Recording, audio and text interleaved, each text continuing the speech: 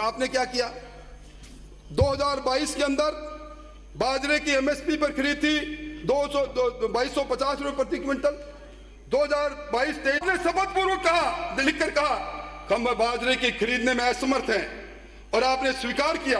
कहा हमें केंद्र सरकार का पत्र मिला, कहा हरियाणा हमारे पड़ोस में राजगढ़ के बाद 2350 रुपए क्विंटल में बाजरा खरीदा गया, वहां भावांतर योजना लागू की गई, और हमारे किसान जो आपके खुद के आंकड़े कहते हैं 45,12,000 हेक्टेयर में बाजरे की बुआई हुई, वो मजबूर था 1600-1700 रुपए में बाजरा बेचने के लिए, 6,000 करोड़ का उसको फटका लगा।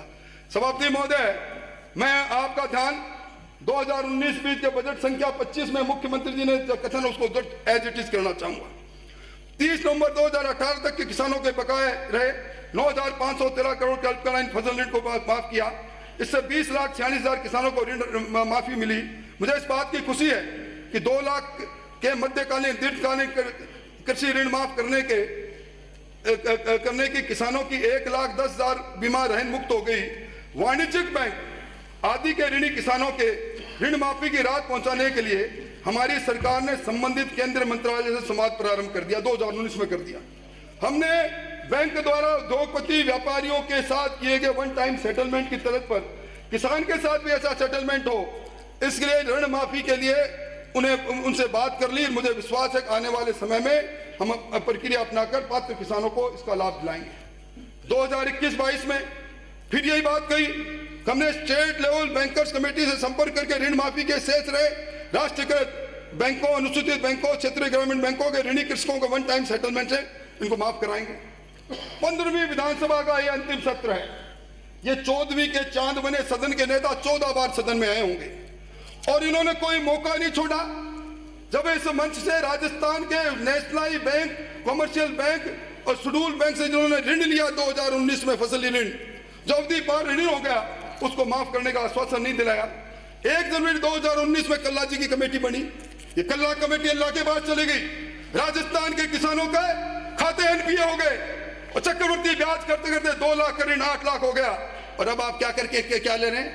अब हम एक्ट लाएंगे, अभी घोषणा की है, Rajasthan farmer debt relief act. मैं समझता हूं सभापति महोदय, ये जो Rajasthan farmer debt relief act अब लेकर आ रहे हैं, ये वही सदन है जिसने 2 नवंबर को सीपीसी के अंदर सेक्शन 60(1) में एक संशोधन किया था कि अगर किसी किसान की कोलेटरल सिक्योरिटी के नाम पर 5 एकड़ तक की जमीन उसकी दर्ज है तो उसकी जमीन नीलाम नहीं होगी। ये सिविल प्रोसीजर कोड का, चूंकि ये कंकरेंट लिस्ट का सब्जेक्ट था, आर्टिकल 254(2) के तहत राज्यपाल महोदय ने राष्ट्रपति के पास भेज दिया। सदन के नेता ने भाषण दे दिया, राज्यपाल राजनीति कर रहे हैं। मेरे समझ के परे की बात है। और सभापति महोदय, मैं जुम्मेवारी से कह रहा हूं, मैं लॉ का विद्यार्थी रहा हूं। ये जो रोडा एक्ट 1974 का बना है, उसके सेक्शन 13 और 14 में साफ ये अधिकार दिया है कि अगर किसान वित्तीय संस्थाओं को अपनी जमीन रहन में रखेगा, खाता उसका कुर्क होगा, तो उसकी जमीन नीलाम होगी। और यह बात सदन में एक उत्तर में खुद सरकार ने कहा है। 1 जनवरी 2019 से जनवरी 2022 तक किसान की जमीन के 22,215% कुर्की के हुए और 18,817 की किसान की जमीन नीलाम होगी। सभापति महोदय, किसान के साथ अन्याय को हमने मंजर को देखा है। आज राजस्थान के अंदर किसान अपनी उपज को बेचना जाता है, सर्वाधिक टैक्स देकर जाता है, सर्वाधिक टैक्स। कृषि उपज मंडी टैक्स है 1 रुपया 60 पैसे। ये किसान कल्याण सेस 50 पैसे सैकड़ा ये लगाया था आपने कोरोना में, और उसके साथ 2 रुपए 25 पैसे और जीएसटी SGST 2 रुपए 50 पैसे। हालत क्या है? मैं समझता हूं, और इस सरकार ने गुनाह किया। मैंने उस वक्त भी विरोध किया था जब आप कृषि उपज मंडी अधिनियम 1961 के धारा 17A में संशोधन लाकर किसान के खेत से लेकर आम कोई भी जगह पर जहां किसान अपनी जींस को बेचेगा, उसको आपने कृषि उपज मंडी की उस परिभाषा में शामिल कर लिया। आज हालात क्या है? किसान जब बेचने जाता है, आज यूपी में मंडी टैक्स 0, कर्नाटका में 0.35%, गुजरात में 0.50%, मध्य प्रदेश में 1%, महाराष्ट्र में 0.80%, पर हमारे यहाँ 1.60% कृषि टैक्स, 50 पैसे सेस, कृषि कल्याण कोष के ₹2.5 के 2 रुपये 25 पैसे की आड़त और ₹2.5 SGST। ये जो आपने झुंझुना अपनाया सभापति महोदय 2023-24 में बड़े जोर से भेजे थपथपाई साहब। मैं समझता हूं, मैं नाम लूंगा, मैं देख रहा था एक हमारे सत्तारूढ़ दल के न्यूज में थपथपा, तो फिर देख रहा था लाल वीकनी, क्योंकि घोषणा ऐसी थी। उन्होंने बजट पैरा तो 5 में कहा कि हम 100 यूनिट तक की बिजली मुफ्त करेंगे। बजट पैरा 167 में कहा 2000 यूनिट किसान को प्रतिमाह मुफ्त देंगे, और 2168 में कहते हैं 1.5 लाख नए कनेक्शन देंगे, और 2001 बजट पैरा 114 में कहते आईटी कंपनी विद्युत के अलग से खोलेंगे। आपने खोली थी ना 2021-22 में बजट पैरा 75 में कृषि विद्युत वितरण कंपनी एग्रीकॉम किस काम में चलेगी महानुभाव? ये आईटी कंपनी का वही होगा। और मैं समझता हूं 2023-24 के बजट पैरा 113 में रिन्यूएबल एनर्जी 2100 मेगावाट को उत्पादित करते हुए आपने कहा अब तो हम आत्मनिर्भर हो गए। 23,309 मेगावाट बिजली हमारे पास है। राजस्थान का लोगों ने अंधेरी नगरी चौपट राजा नगरी को अंधेरे में डूबा देखा, शासन चौपट रहा, और 2 घंटे से 7 घंटे तक विद्युत कटौती और दम भर रहे हैं। हम लोग आत्मनिर्भर हो गए। मैं समझता हूं ये 100 यूनिट बिजली का लाभ तब मिलेगा जब बिजली तो दोगे करंट तार में। ये 2000 यूनिट का किसान को लाभ तब मिलेगा जब उसके तार में करंट तो आएगा। और मैं समझता हूं ये जो 1.5 लाख आपने कृषि कनेक्शन की बात कही, ये 1.5 लाख कृषि कनेक्शन से पहले 2022-23 के अंदर आपने कहा था 22 फरवरी को हम 3,38,000 कृषि कनेक्शन देंगे, और आज हुआ क्या है? एक कृषि कनेक्शन हुआ तो बताओ। और कृषि कनेक्शन के नाम पर ये टंकी योजना, ये तांडव भ्रष्टाचार का ये राजस्थान का आवाम देख रहा है। तो इसमें 1,04,000 कनेक्शन देने के इन्होंने निविदा आमंत्रित की। 6 बार निविदाओं को पोस्टपोन किया, 6 मई, 9 मई, 25 मई, 31 मई, 8 जून, और ये लिख दिया कि 5 साल का अनुभव होना चाहिए। टंकी प्रोजेक्ट पहली बार ला रहे हो, और 5 साल के अनुभव की शर्त इस कारण से कि राजस्थान की कोई कंपनी भाग नहीं लेगी।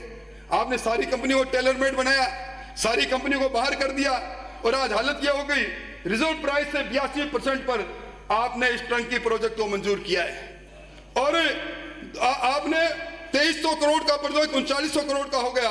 ये 1600 करोड़ पे मेरा आरोप है सरकार पर, सरकार में बैठे बड़े लोगों पर, ये बड़ी बड़ी कंपनियों से 1600 करोड़ का भ्रष्टाचार। और आज ये दावा करते हैं कि हमें 23-24 में पैरा 168 में 1.5 लाख कनेक्शन देंगे। 1.5 साल से सभापति महोदय सीकर के वो गांव का किसान जिसने बूंद बूंद में अपना डिमांड नोटिस 1.5 साल पहले जमा करा दिया, वो 80 का किसान आज उसको टुकर टुकर के घूम रहा है।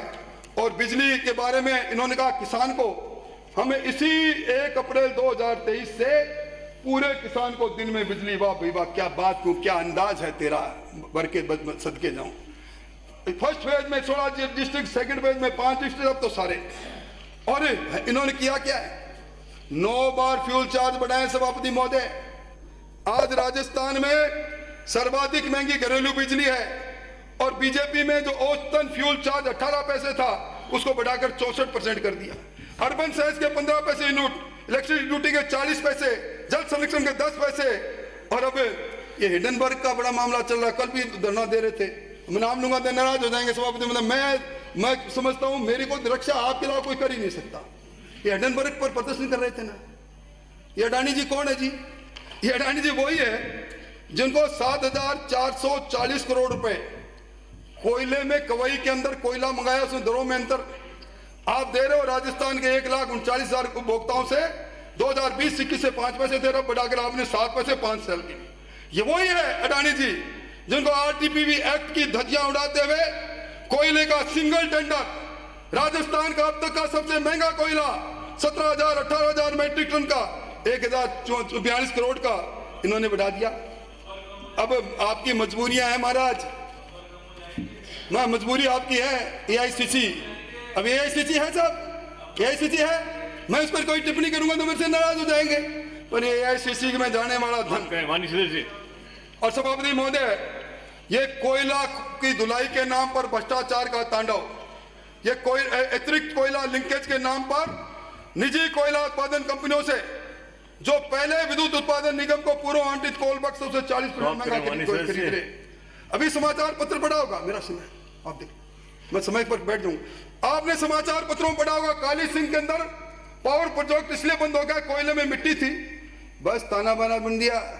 ये वॉसर कंपनी के साथ टेलर मेड